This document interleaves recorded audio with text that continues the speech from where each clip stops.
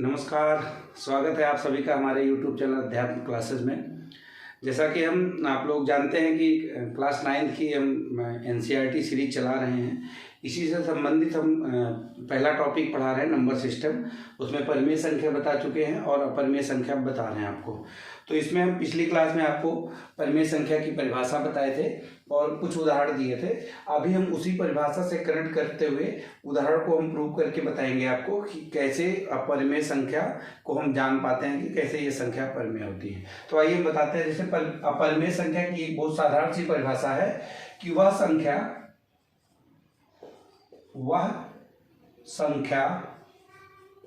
जिसे हम p/q के रूप में ना लिख सके। देखिए, सबसे साधारण सी परिभाषा तो यही होगी, क्योंकि परिमेय संख्या जिसको हम p/q के रूप में लिख सके और p और q हमारा क्या हो, पूर्णांक हो। और अपरिमेय संख्या क्या होगी, जिसे हम p/q के रूप में ना लिख सके। तो देखिए, पूर्णांक के अलावा ऐसी कौन सी संख्या है जिसको हम p/q के रूप में नहीं लिख सकते। क्योंकि देखिए, ये -2, -3, 0, 1, 2, 3 ये सारी क्या है, पूर्णांक है और सबको हम p/q के रूप में लिख सकते हैं। क्योंकि हमारा एक कंडीशन होती है p/q, और जहां pq बिलोंग्स करता है z से और q is not equal to 0। ये तुम्हारी पूरी परिभाषा बता रही है कि क्या है परिमेय संख्या। लेकिन ये सारी कंडीशन जो भी संख्या नहीं वेरीफाई कर पाएगी कि हाँ ये p/q रूप में नहीं लिखी जा सकती, वो संख्या पर अपरिमेय संख्या होगी। तो हम इसी बात को आगे बढ़ाते हैं और बताते हैं आपको। जैसे कि अब ये तो हो गई पूर्णांक संख्या, जो हमने लिखा पूर्णांक संख्या। तो ऐसी कौन संख्या होगी, तो सबसे पहली संख्या दी होती है एग्जाम्पल के तौर पे √2। अब ये होता है कि √2 को हम अपरिमेय संख्या क्यों कहते हैं। देखिए, सबसे पहली बात तो क्या हम इसको p/q के रूप में लिख सकते हैं। सीधी सी बात, अगर 2 रहे, सिर्फ 2 है, तो हम इसके 2 के नीचे 1 लिख देंगे। इसके मान में भी कोई परिवर्तन नहीं हुआ और p/q के रूप में लिख दिया गया, ठीक। लेकिन अगर हम √2/1 लिखेंगे तो क्या ये सही होगा? नहीं सही होगा। क्यों? क्योंकि p एक पूर्णांक होना चाहिए। क्या होना चाहिए? p एक पूर्णांक होना चाहिए और q भी एक पूर्णांक होना चाहिए। बस उसके साथ एक कंडीशन होती है, q is not equal to 0, ठीक है। तो देखिए, क्या ये पूर्णांक संख्या है? नहीं, ये पूर्णांक संख्या नहीं है। इसीलिए √2 को क्या कहते हैं, ये संभव नहीं है, परिमेय संख्या नहीं है। क्यों? क्योंकि ये √2/1 ये हम लिखना हमारा पॉसिबल नहीं है। सीधी सी बात है, अगर हम एक का टेबल पढ़ेंगे तो क्या उस टेबल में √2 आ रहा है? नहीं आ रहा है, ठीक है। इसका मतलब क्या हुआ कि √2/1 ये पॉसिबल नहीं है। और जब ये पॉसिबल नहीं है तो इसीलिए हम √2 को अपरिमेय संख्या कहते हैं, ठीक है। ये तो हो गया, हमको साधारण तरीके से किसी को समझाना हो या खुद समझना हो कि √2 क्यों अपरिमेय संख्या है। दूसरी चीज ये है कि इसी को एक दूसरी परिभाषा से आपको हम समझाते हैं। √2 को ही एक हम दूसरी परिभाषा समझाते हैं। एक परिभाषा हमने पिछले वीडियो में आपको बताया था परिभाषा में कि ऐसी संख्या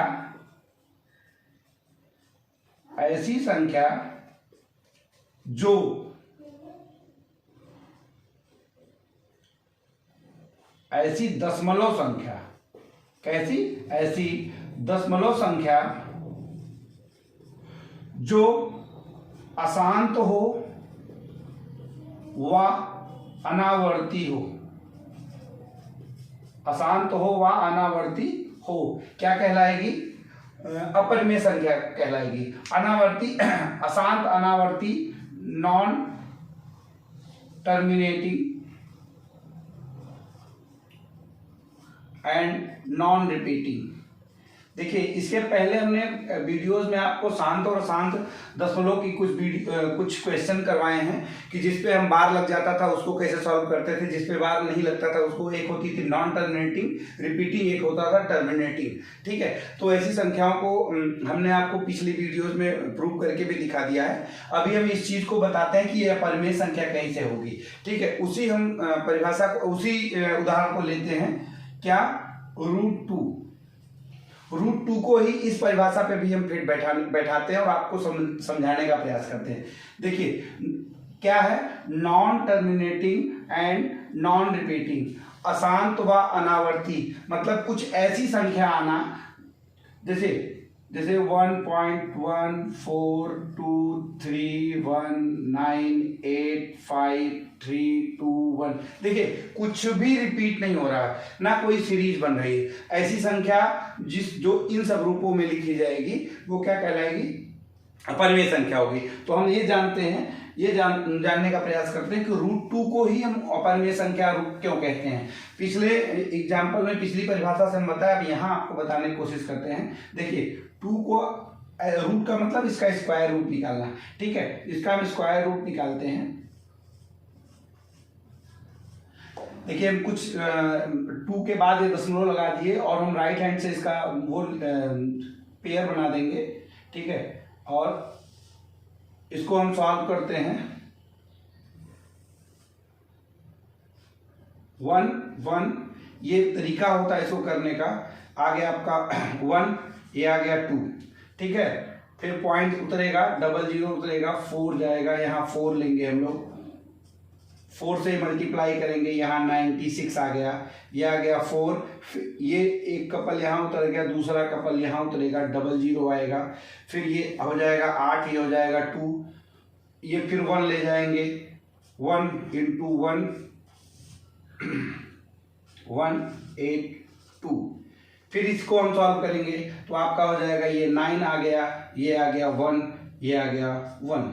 ठीक है, फिर इसको हम सॉल्व करेंगे, 8 आ गया, 2 आ गया, फिर इसको हम ले जाएंगे 4, यहाँ 4 ले गए, × 4 किए, इसका आ जाएगा 4 चौका 16, ये उतारने के बाद, सॉरी इसको उतारने के बाद, 4 चौका 16, 4 दूना 8, 1 9, 4 जेड 32 2, 4 दूना 8 3 11, 11,296। ठीक है, इसको हम माइनस करेंगे, फिर आपका आ जाएगा 8 2 8 2, फिर हम 1 ले जाएंगे, 4 1 4, सॉरी 2 ले जाएंगे। ठीक है, × 2 ले जाएंगे, ये चीज आ जाएगा आपका माइनस होगा, क्या 4 आएगा, यहाँ आ जाएगा 0, यहाँ आ जाएगा 6, बाकी कट जाएंगे। फिर इसको हम अगले कपल को उतारेंगे, यहाँ 0 0 आएगा। आप एक चीज समझ में पा रहे होंगे कि देखिए आप अक्सर लिखा हुआ देखते होंगे कि √2 का मान कितना है, 1.4142135, कुछ ऐसा मान लिखा होता है, आगे कंटिन्यू बना रहेगा। ठीक है, तो क्या है, देखिए कुछ भी रिपीट नहीं हो रहा, कोई एक सीरीज नहीं बन रही है, और सीरीज नहीं बन रही है तो हमारा ये क्या हो गया, नॉन टर्मिनेटिंग नॉन रिपीटिंग। इसका मतलब ऐसी दशमलव जो अशांत हो, अनावर्ती हो, वो क्या कहलाती है, अपरिमेय संख्या कहलाती है। ठीक है, अब ध्यान रखिए, इसी जगह पर, इसी रूट में अगर हम 4 लिख देंगे तो इसका एक स्क्वायर रूट बन जाएगा 2, ये प्लस में भी आएगा और ये माइनस में भी आएगा। और हम जानते हैं ये संख्या और ये दोनों संख्या क्या है, एक पूर्णांक संख्या है, और पूर्णांक संख्या में हम अगर +2 के बटे में 1 लिख देंगे या -2 के बटे में 1 लिख देंगे तो ये संख्या भी हमारी परिमेय संख्या हो गई, ये संख्या भी हमारी परिमेय संख्या हो गई। तो देखिए ऐसा नहीं कि रूट में सारी संख्याएं आपकी अपरिमेय होंगी, अपरिमेय वह संख्या होगी रूट में जो परफेक्ट स्क्वायर ना हो। 2 दूना 4 हो गया, इसके अलावा 9 रहेगा, उसका भी 2 मूल निकलेगा, 3 और -3। ठीक है, लेकिन √3 की बात कर लेते हैं हम। किसकी? √3 की बात करेंगे तो इसको भी हम इसी मेथड से निकालेंगे। तो √3 का डायरेक्ट मान लिखा जाता है 1.73205 डॉट डॉट। आगे कुछ भी सीरीज नहीं बनेगी, इसकी कोई भी सीरीज नहीं बनेगी, इसलिए ये भी एक क्या है? अपरिमेय संख्या है। ये क्या है? अपरिमेय संख्या है। ठीक, तो हम देखिए एक तरीका और है इसको प्रूव करने का, जो आपको क्लास 10th की एनसीईआरटी में दिया हुआ है, इसलिए हम उस तरीके को नहीं अपनाएंगे। सिर्फ हम आपको ये बताएंगे कि दो परिभाषा हमने बताई और दोनों परिभाषा के हिसाब से √2 हमारा कैसे अपरिमेय संख्या हो गया, इस चीज को हम आपको प्रूव करके दिखा दिए। तो आगे की इसी तरीके से आप √5 को भी प्रूव कर पाएंगे, √6 को भी प्रूव कर पाएंगे, √7 को भी प्रूव कर पाएंगे। ऐसे दी हुई जितनी संख्याएं हैं आप इसी तरीके से 5 निकलना तो 5 के बाद 0 करके इसी भाग विधि से अगर आप इसको सॉल्व करेंगे तो आपका ये उत्तर निकल के इसका मान निकल के आएगा। और जो एक नॉन टर्मिनेटिंग नॉन रिपीटिंग अशांत व अनावर्ती संख्या बनेगा और वही संख्या हमारी क्या कहलाएगी? अपरिमेय संख्या कहलाएगी। तो हम उम्मीद करते हैं कि पिछले वीडियो में हमने बताया था कि √2, √4 और √5, √6, √7 ये कैसे आपका दशमलव कैसे आपकी अपरिमेय हो रही है और √4 कैसे आपका परिमेय हो रहा है। √4 परिमेय क्यों हुआ ये भी हमने आपको बताया। √2 आपका √2, √6, √5 ये कैसे अपरिमेय हुआ ये भी हम आपको बताएं। ठीक है, तो हम आपको बताना चाहते हैं कि ऐसे छोटी छोटी चीज़ें हम आपको क्लियर करते हुए चलेंगे। तो हम उम्मीद करते हैं कि हमारे द्वारा बताई गई चीज़ आपको समझ में आई होगी और आगे और भी टॉपिक आपको ऐसे हम क्लियर कराते रहेंगे। अब हमारे साथ बने रहिए, जुड़े रहिए। ठीक है, धन्यवाद।